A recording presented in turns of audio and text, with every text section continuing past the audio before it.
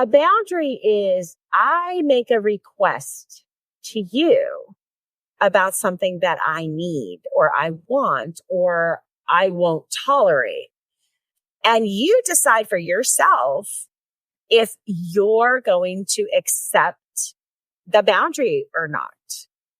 And if you choose not to, then I have to decide for myself what I'm going to do about that for me.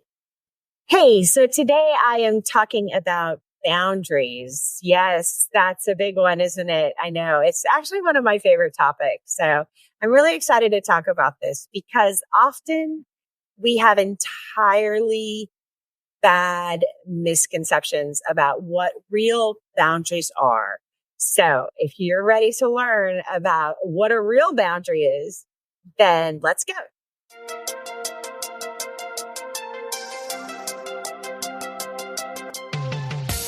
I'm Dr. Charlie Hornis, highly anxious people pleaser turned master certified professional life coach. Learning to manage my brain was so life-changing for me that I got certified so that I could teach these incredible evidence-based practices to you.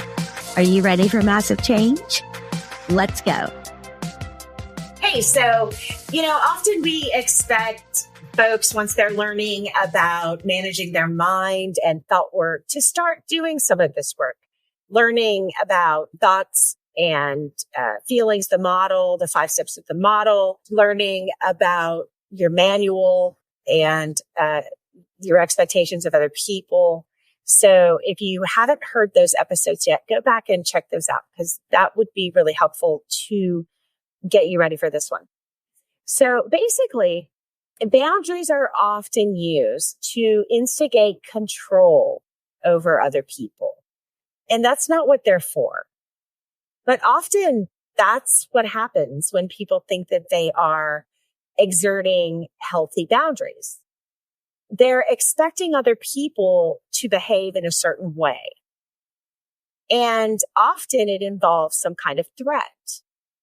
And boundaries are not about threats. That looks like if you do this, then I threaten to do this, like retaliatory or, some kind of extreme consequence to teach a lesson, blah, blah, blah. That's not what we're talking about here. A boundary is I make a request to you about something that I need or I want or I won't tolerate. And you decide for yourself if you're going to accept the boundary or not. And if you choose not to, then I have to decide for myself what I'm going to do about that for me. So here's an example. This is an example my coach, Brooke, uses a lot. And it's kind of, we use it a lot because it makes a lot of sense, even if it seems a little dated. So just stick with me here. But for example, if you smoke in your car and I have to go somewhere with you in your car and I don't want you to smoke, then my boundary is going to be, sure, I'll go with you, but you can't smoke in the car when I'm in it. And then I have to think about what am I going to do for me if you decide not to adhere to my boundary. So maybe I decide if you smoke in the car, I'm going to get out. You can smoke in the car all day long. I'm just not going to be there. Maybe we don't carpool anymore. And that's just the way it's got to be.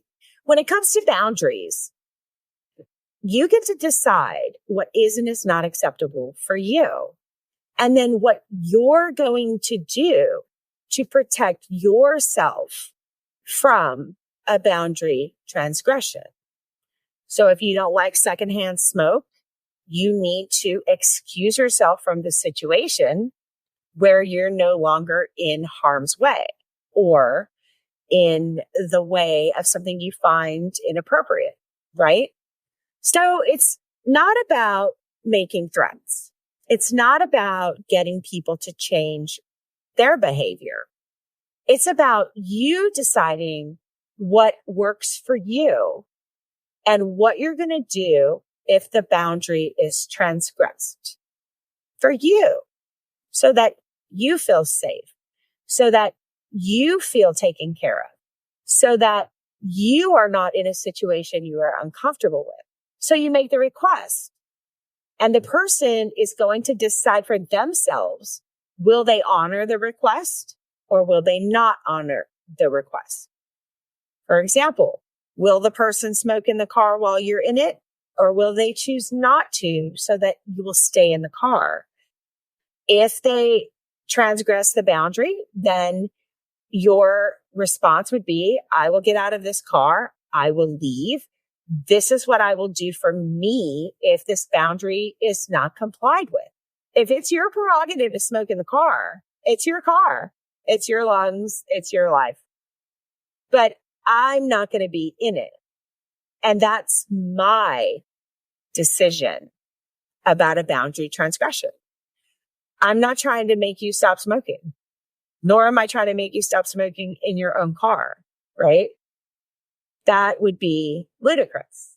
Now, it's probably helpful to that person, but no one's going to stop doing some kind of behavior like that because you get out of the car. Like that's not going to change that behavior. And again, how many times do we talk about the silver bullet of understanding that we have zero control over what other people do? So if your boundaries are an expectation of changing other people's behavior, you are going to be sorely disappointed because it's not happening. People don't do what we want. All you need is for the other person to transgress or cross the boundary that you have laid out. And if they do so, you have to have a decision already made prior to, if it's something that you know you need a boundary around. And typically when that happens, we already know what it is, right? For example, you have a friend that stops by your house unannounced all the time. And it really is inconvenient for you and you don't appreciate it. And for you, it's just not appropriate and it's a non-negotiable. So what do you decide to do if this person does this again? Well, maybe you tell them, it's not okay to come by my house unannounced. The next time you do it, I'm not going to answer the door. Or whatever works for you. But that way, you are not disturbed. Often, people are not going to be pleased. They're going to get mad sometimes, especially if it's someone close to you who expects to just kind of, do what they want. The thing is, you have got to stick to your guns when it comes to what you choose to do for yourself when that boundary is transgressed. This person thinks what they're doing is okay. Otherwise, they wouldn't be doing it. So why would they change their behavior? They don't see anything wrong with it because they're already doing it. I love how we think we're going to change people's behavior as if they see what they're doing is wrong too, and they're just doing it anyway. They don't see that. Most people aren't out there trying to intentionally be jerks all the time. They're not. Just like you're not, I hope. Just like I try not to be, But if it's not okay with you, you also get to decide what is and is not okay with you. And it's not that you're trying to be terrible to somebody else. It's just driving you crazy, like bonkers, right? And so something has to give. Well, you have to decide for yourself what that is. You have to decide whatever the thing is that you're going to follow through with. And then you actually have to follow through with it. That's the key. Do what you say you're going to do. If you're not willing to do it, don't say it. You have to do things, again, that your brain believes it's believable and it's true.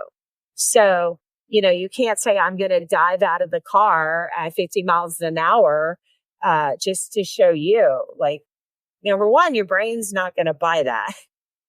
And you're going to feel terrible about yourself because you don't actually do it when the boundary is transgressed, which typically it's got to be transgression. If you're setting boundaries, you've already experienced this before. So the expectation that you will be changing the behavior of other people with your boundaries is wrong. But in my management coaching, you get to decide for yourself what is and is not appropriate for you, what you will and you will not tolerate.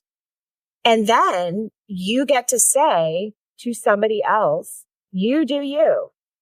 But if you do this thing that obviously we've already talked about, because now I'm setting a boundary, right?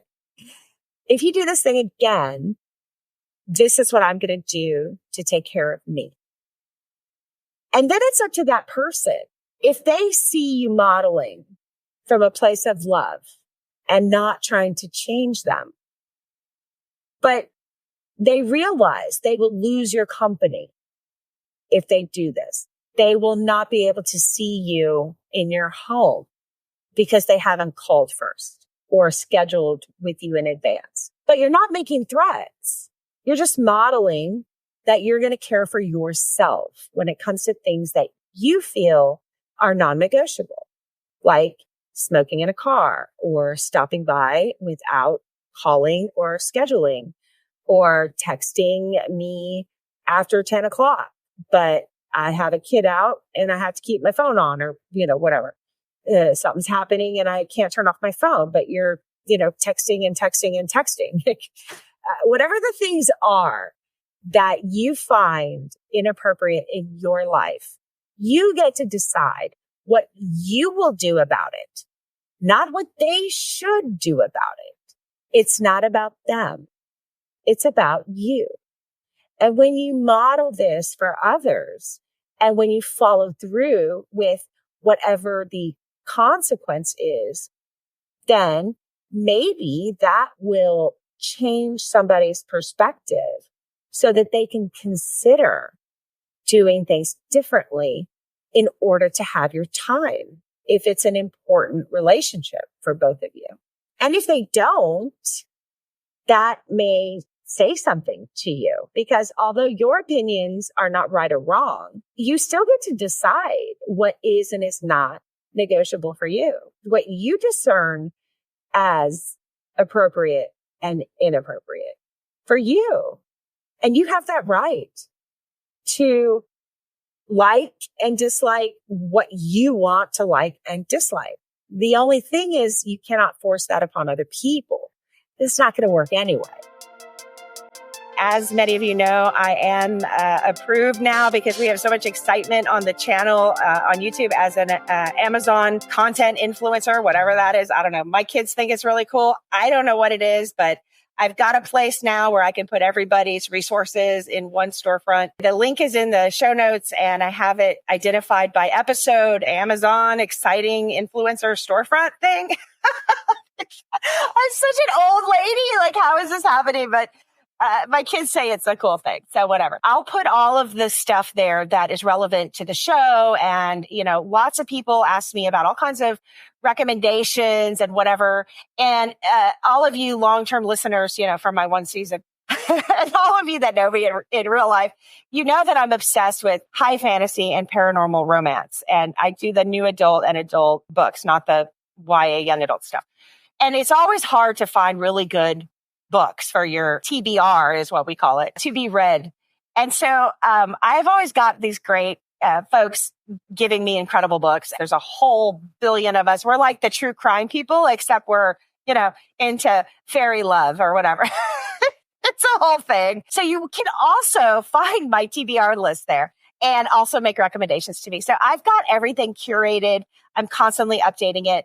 Anything from I'm videoing all the time. And so I go through insane amounts of makeup and skincare products that keep me from, looking like I'm 8,000 years old at my ripe young age of, I'm not going to tell you. And all of these incredible metaphysical and theological books that I've studied and that many of my guests and I refer to, the psychological research material.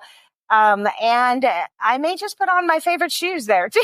I've got one pair I wear every day. If you want to know what they are, go check it out. When you use the what we call affiliate links. And I'm now becoming an affiliate for a whole bunch of different things. It's all on my website at charliehornesscoaching.com. And it's on the bonus resources page. What happens is when you purchase something off of that, a portion of it goes back to the show. And so what you're doing basically when you buy from there is you're supporting the show at no additional cost to you, which is kind of like the coolest thing ever. So you're going to buy something, you might as well buy it anyway, but then you support the show at no additional cost. I have those links. Check out what else is on there. And as you browse and if you decide to grab something, you're supporting the show. Again, at no additional cost to you. Again, I don't know what this thing is, but it's supposed to be cool and it's going to help the show and it's going to help us continue to create content for you and bring on incredible guests that are, they blow my mind. So I'm hoping they will blow your mind too. And then there'll just be some fun stuff. And don't forget my TBR list there, whether it's metaphysics and psychology and theology or high fantasy romance. You're going to find your next favorite read right there. Let's go. Wasting your time trying to change other people's behavior is not going to work. And that's not a boundary. And threatening is not a boundary. You do need to, of course, hold people accountable if they've done something inappropriate. Like, you have a child screaming or a teenager being disrespectful to you. Well, that's not okay. Obviously, not okay. But you don't have to get in a yelling match with them. And you don't have to allow the thoughts you're having about it that generate feelings of frustration or anger or any of these things to manifest out of you. Because then you're now in a screaming match, right? It's like you're trying to model adult behavior for a child or a teenager. Meanwhile, you're now one-upping each other with the screaming. Don't talk to me like that. I'll talk to you however I want. This is just a teenager being a teenager. These are kids being kids, right? They're doing exactly what they're supposed to be doing. So the sort of key to that, you always hold people accountable for sure, but you get to do it from a place of love. You get to do it from unconditional love. And you get to decide when somebody is pushing your buttons, when you need to set that boundary, when they're transgressing it, when they're being disrespectful, all of those things. You get to decide, are you going to come from a place of anger and frustration? Or are you going to come from a place of love? Because obviously you're in the relationship for a reason, right? And when we're talking about boundaries, like I just said, it's happened before. That's why we're talking about the boundary. It's not the first time this has happened. Otherwise, you don't need a boundary. Boundaries are for things that continue to happen over and over again that are upsetting to you or frustrating or annoying or, all the things that get in the way of relationships. We still hold people accountable, but we don't have to come from that place of frustration or anger. We can think about love. How do we come from a place of love for this person who's clearly in my life, that I've clearly chosen to continue to keep in my life because we were having this issue multiple times, that we need to talk boundaries now. You're clearly in it for, to maintain a relationship. So you get to decide also how you walk into that conversation. You don't have to participate in every argument you're invited to. See, that's a big thing. You don't. Just like your thoughts are made up, so is this idea that what you're thinking about other people's behavior is correct, because that's made up too. So you can decide, are you going to come at this with anger and frustration and allow the fight, flight, freeze to take over when you already know that's your survival brain trying to save you when it thinks you're being attacked. Now, your teenage daughter is not a bear. I swear every episode I have to bring up bears. I don't do it on purpose. I know it's annoying. You can set your boundary with me. And one of the things you get to do is remember that you love them. One of my favorite things is, I don't know if you're a parent looking for a cool parenting class. We did Love and Logic, and I don't agree with everything, but there's a lot of really, really good stuff in there. And, one of the things that we would say when they were little was, I love you too much to argue. And it's now become a joke because when they started, now that they're older and they, are conscious little beings with their own opinions, and will say that, well, I love you too much to argue. And they know exactly what that means. They know I said what I said, and I've said what I said. Yeah, I said what I said. The end, right? There's nothing else to say. You asked, I answered. The end. And they groan and they wander down the hall banging their heads and just, oh, don't say that. But they know what it means because we set the boundary when they were young. But we don't do it angrily, right? That's the cool thing I love about that course is it teaches you that you can respond with love. And you do not have to let other people be responsible for your feelings, which is back to mind management and thought work. Other people are not responsible for your feelings. They're responsible for their feelings. So when things start getting a little heated, in the home with the teenage daughter, whatever, the first thing you should be thinking is, I love this person. Look at him go. And I was like, whoa, there's the teenager I've been waiting for to come out. Mine's a tween. It's like the sarcasm is out and about for real. He woke up one day and totally understood sarcasm. And it can be frustrating. But I also think it's funny because he's got this great sense of humor and it often comes out at the wrong times. But he's learning. He knows if it's not appropriate, mom doesn't laugh. It's not funny. Once the boundary is transgressed, there are loving consequences. And part of it is I walk away. It's like, I'm not going to give you the attention you want with your sarcasm because now it's not a good time. Or that was a little over the top, little inappropriate, right? You can be sarcastic to a point. And then we start going into disrespect. And we're going to learn the difference between those. And I will follow up with what I think is appropriate for me. And part of it is I'm not going to stay and listen to it. I would just walk away. And they know that. If I don't like something and they continue, I walk away. And then they don't get the response that they're trying to get, the reaction. They're not pulling my strings and saying, hey, look at the lady get all red in the face because of what I do. I say something stupid and she gets really mad. Watch. And they're pulling my strings. They're pushing my buttons. And that happens every day out there.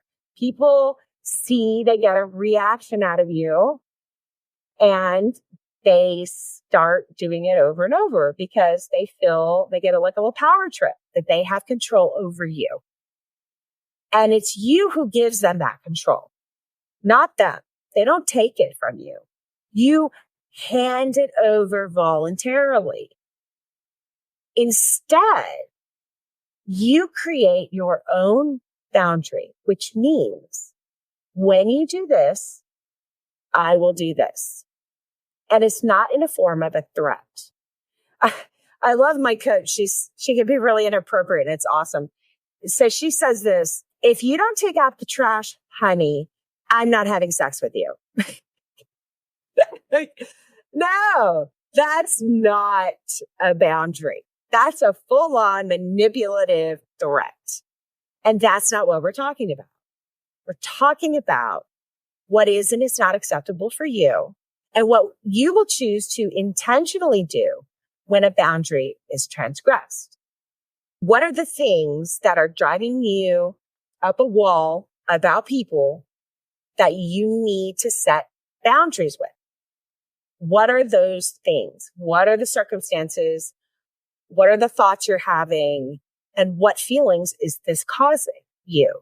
Remember, your thoughts are being made up by your brain. Your brain is generating words. Someone may be doing something over and over again, and you are interpreting it as disrespect. They don't love you, this, that, and the other. If it's something that needs to have some accountability, then yeah, there needs to be some kind of consequence. But that's not a threat.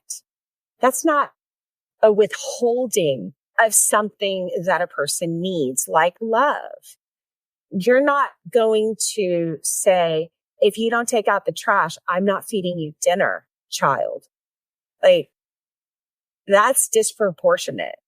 That's not what we're talking about. You have to have the things that you are willing and unwilling to do when somebody pushes past the boundary that you've now set. And then you followed through with it, whatever it is. And you can have consequences for people and still come from a place of love. I love my sons so much that I'm willing to give them consequences so that they grow up to be decent people.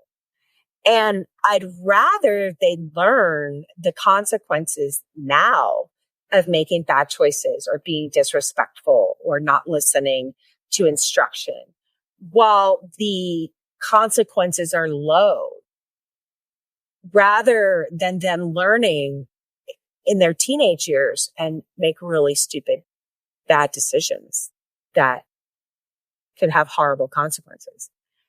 So I'm willing to do that. That's my decision as a parent, that I will do X, Y, and Z when you do X, Y, and Z. However, it's not a threat. And I do it from a place of love as often as I can remember in the moment, which is not easy. Again, everything we talk about here is discipline. It's practice. It's just like the first time you go to the gym after a long time. You're in a lot of pain. It's painful. And you don't want to go back because it was that painful,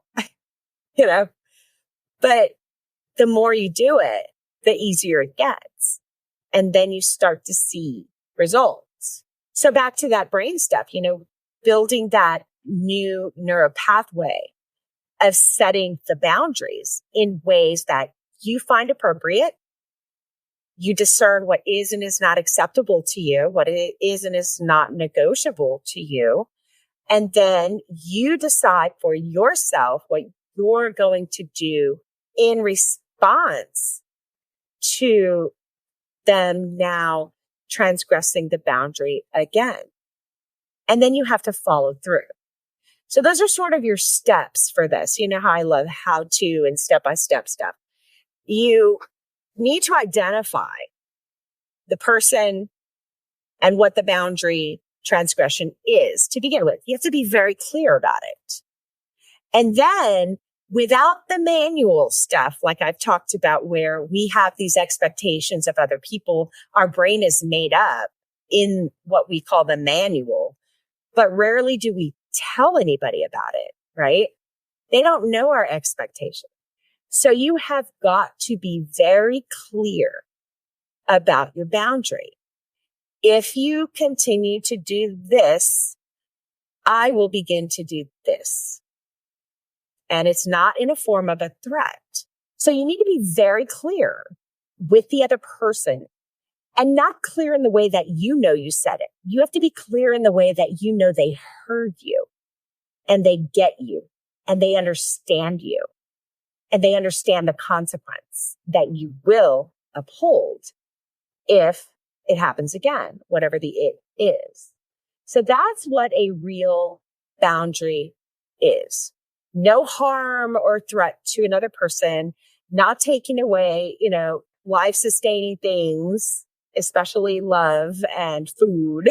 Take away the phone. Yeah, they could live without a phone, And also remember, you can choose to do all of this in a way that comes through the lens of love. Remember why you're in relationship in the first place.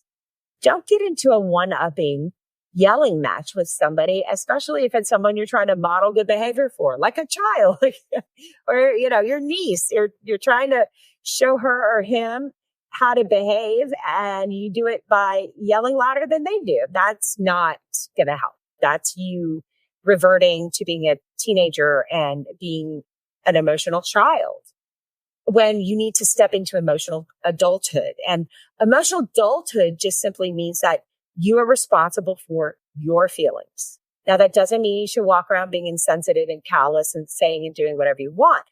You can. Just know that other people will set boundaries and you will have consequences and you have to live with those, right? So yeah, I guess you could do that, walk around and do whatever you want, but you will have to face the wrath of other people's boundaries. Even if they do it with love, you're still going to have consequences. So try not to do that. However, you're not responsible for how other people feel. That's their brains. Those are their thoughts that generate their feelings.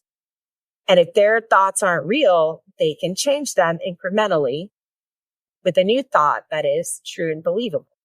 Even if it's a small thought, a small change, that's their work.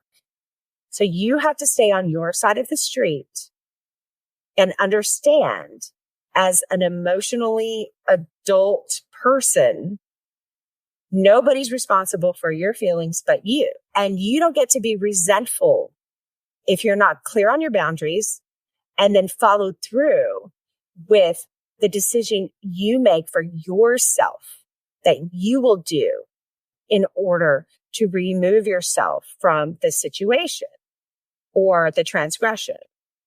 You get to change your thoughts because thoughts aren't real. You get to change your reactions to responses at any time. You get to move from a place of frustration and even anger to a place of love, because this is somebody clearly that you want to maintain a relationship for. So move from the frustration, the getting your buttons pushed, the this or that, the other.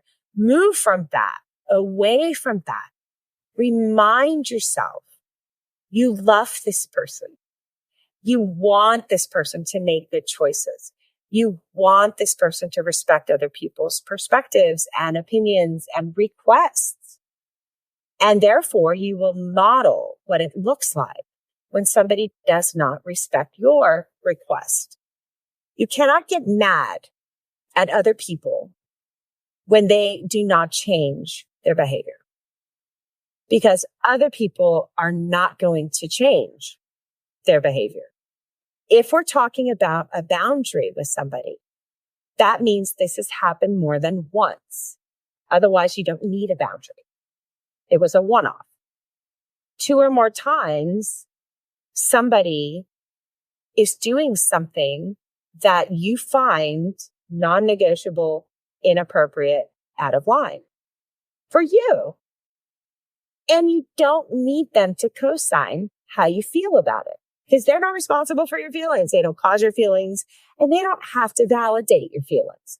You get to decide what is and is not acceptable or appropriate for you. That's it. Nobody else gets to tell you whether that's right or wrong, because who discerns what's right or wrong? So if something bothers you, it bothers you. You don't have to have somebody agree with you, especially the person who's transgressing the boundary. If they agreed with you, they wouldn't be doing it, right? So they're not going to agree with you. They're probably potentially going to get a little frustrated, maybe a little mad, maybe a little resentful, because often humans don't like to be told what to do, especially if we feel like we've, hurt somebody's feelings, or somebody we love is now upset with us. And a lot of times people kind of, project that back on you by being upset when you tell them not to do something. Just think about how children behave when you say no to them. They throw tantrums. It doesn't mean you don't love them. It doesn't mean they don't love you, but that's sort of the human response. You want what you want. So that's what we're talking about when we are talking about boundaries. Come from a place of love. Remind yourself why you love them, because you do. And remember that it's important to teach people, to model for people how we want to be treated, not how we expect them to behave or change their actions. It's what we expect for us, and be very clear, and don't expect people to read your minds, and throw away what we called the manual. Throw it out, because they're not going to do what you want anyway. But you can model what is and is not acceptable to you. And it's always fun to have that conversation about, well, where did you get the idea that this is okay? You know, who taught you that, or who told you, who did you grow up watching do this? What's that about? That's always, you hear some really interesting stories, and you get to know people even better when you hear why it is that they do what they do. Well, my mom's best friend would just come over anytime, and it made me feel like we were in really good community, and we felt really loved by everybody. And I just, I thought maybe that would be the same for your children if I just stopped by and they felt like they had a lot of support. You hear the story, and all of a sudden you can find yourself interested, engaged, living in a place of empathy, and reminding yourself just how much you love this person. Sometimes there is no story and they just think it's okay. I don't know. That's fine too. It's just not okay for me. So let's have a conversation about that. And you don't have to be afraid of the conversations. And if you understand that often when you tell a human no, their first response is potentially getting upset about that, because no human likes to be told no. That goes back to that survival mechanism of needing validation and needing acceptance from our hunting and gathering community. We don't want to be disapproved of and kicked out. People's knee-jerk responses to correction, and not correction from the perspective of them having to change, correction from the perspective that you are not going to tolerate something because you won't tolerate it. They can go do that somewhere else. You're not telling them to stop doing it. They just can't do it if they want to be around you. So the other part that's so important is follow through. You really have to follow through with this stuff. Otherwise, you train people that you're not serious and that there will be no consequence. And then they do worse stuff because they can get away with it, and they can watch you react to them pushing your buttons, especially again, look at kids. Kids love it. Any attention is good attention. Any ability to get high levels of energy and emotion out of another human is something kids love. Even if it's negative, it's still, watch me make them turn tomato red. Watch me make them turn purple and start getting really loud. And I don't necessarily like the loud, but at the same time, it's so powerful that I can just do that. It's a power trip. Don't let people manipulate you in that way. They're not responsible for your feelings. Only you are. So you have to learn that. All right. I've got a PDF in the show notes, and y'all have a great week. Talk to you soon.